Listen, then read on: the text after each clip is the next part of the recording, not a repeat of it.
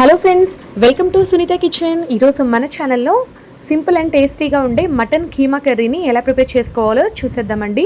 దీని కొన్ని ప్రాంతాల్లో మటన్ ఖైమా కర్రీ అని కూడా పిలుస్తూ ఉంటారు. ఎలా పిలిచినా కూడా టేస్ట్ అయితే చాలా బాగుంటుందండి. నాన్ వెజ్ ప్రియులకైతే మంచి ప్రోటీన్ సోర్స్ అనమాట, బాగా ఎక్కువ ఉంటుంది. ఇందులో బోన్స్ కూడా ఏమి ఉండవు కాబట్టి కర్రీ మొత్తం కూడా హ్యాపీగా తినేసేయచ్చు. టేస్ట్ చాలా బాగుంటుందండి. నేను చూపించిన పద్ధతిలో ఒకసారి ట్రై చేయండి. ఇప్పుడు తయారీ విధానాన్ని సింపుల్గా చూసేద్దాము. ముందుగా స్టవ్ వెలిగించి ఒక కడాయి పెట్టుకొని అందులోకి 2 టేబుల్ స్పూన్ల ఆయిల్ వేసి వేడి చేయాలి. ఆయిల్ వేడెక్కిన తర్వాత ముందుగా 2 రెమ్మల కరివేపాకు వేసుకోండి. ఇది వేగిన తర్వాత ఇందులోకి 2 పచ్చిమిర్చి అలాగే ఒక పెద్ద ఉల్లిపాయని చిన్న ముక్కలుగా కట్ చేసి వేసుకోవాలన్నమాట. నేను ఇక్కడ ఒక 350 గ్రామ్స్ మటన్ కీమా తీసుకుంటున్నాను. దానికి తగ్గట్టుగా ఇవి వేస్తున్నానండి. ఈ ఉల్లిపాయ ముక్కలు కొంచెం దూరగా వేగిన తర్వాత ఇందులోకి 1 టీ స్పూన్ వరకు ఫ్రెష్గా నూరి పెట్టుకున్న అల్లం వెల్లుల్లి ముద్దను వేసుకోవాలి. దీన్ని కూడా 2 నిమిషాల పాటు బాగా వేపుకోవాలి. ఇది బాగా వేగి మంచి సువాసన వచ్చేటప్పుడు ఒక టమాటోని గ్రైండ్ చేసుకొని వేసుకోవాలన్నమాట. టమాటో ముక్కల్ని కాకుండా ఇలాగా గ్రైండ్ చేసి వేసుకుంటే మనకి గ్రేవీ అనేది బాగుంటుంది. టమాటో ప్యూరీని ఒక 2 నిమిషాల పాటు వేపుకున్న తర్వాత ఇందులోకి 1/2 టీ స్పూన్ వరకు పసుపు, ఒక 1/2 టీ స్పూన్ పైన కారం వేసుకోండి. కారం మరి ఎక్కువేం పట్టదండి, ఆల్రెడీ పచ్చిమిర్చి కూడా వేసాం కాబట్టి.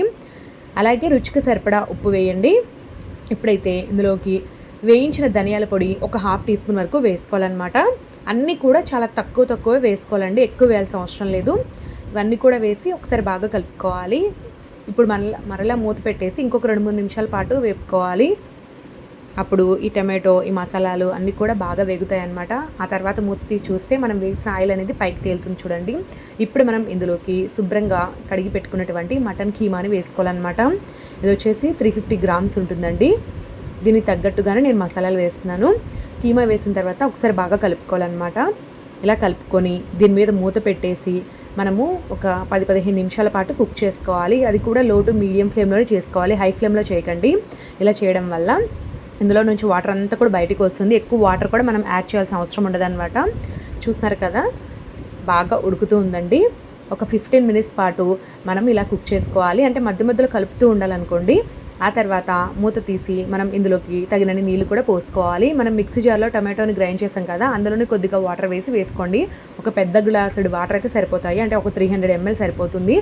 వాటర్ వేసి ఇంకొక 10 నిమిషాల పాటు కుక్ చేయాలి. ఈలోపే సుమారుగా ఒక 80% వరకు ఉడికిపోయి ఉంటుందండి. ఎందుకంటే చాలా చిన్న చిన్న పీసెస్ కింద కట్ చేసి ఉంటారు కాబట్టి చాలా ఫాస్ట్గానే ఉడుకుతుంది. ఈ స్టేజ్లో మనకు నచ్చిన మసాలాలు అనేది వేసుకోవాలి. నేనైతే ఇక్కడ గరం మసాలా ఒక 1/2 టీ స్పూన్, మటన్ మసాలా ఒక 1/2 టీ స్పూన్ వేస్తున్నాను అనమాట. అలాగే ఒకవేళ సాల్ట్ సరిపోకపోతే ఇక్కడ యాడ్ చేసుకోండి. మటన్ మసాలా ఒకవేళ మీకు దొరకకపోతే చికెన్ మసాలా అయినా సరే ఒక 1/2 టీ స్పూన్ వేయండి. అలాగే కొంచెం ఘాటుగా ఉండాలంటే మిరియాల పొడి కూడా ఒక 1/4 టీ స్పూన్ యాడ్ చేసుకోండి. మనం మసాలాలు కొంచెం తక్కువే వేసుకోవాలండి, క్వాంటిటీ కూడా తక్కువ ఉంది కాబట్టి. సో ఇవన్నీ కూడా వేసి ఒకసారి బాగా కలుపుకొని ఇంకొక 5 లేదా 10 నిమిషాల పాటు కుక్ చేసుకోవాలి. ఇది కూడా లో ఫ్లేమ్లో చేసుకోండి. అప్పుడు కర్రీ అనేది దగ్గరగా వచ్చి గ్రేవీ అనేది చాలా బాగుంటుంది. సో చూసారు కదా, ఒక 10 నిమిషాల తర్వాత చూస్తే కర్రీ మనకి కరెక్ట్గా రెడీ అయిపోయింది. కన్సిస్టెన్సీ చూడండి. ఈ స్టేజ్లో ఉండగానే స్టవ్ ఆఫ్ చేసేసుకోవాలి.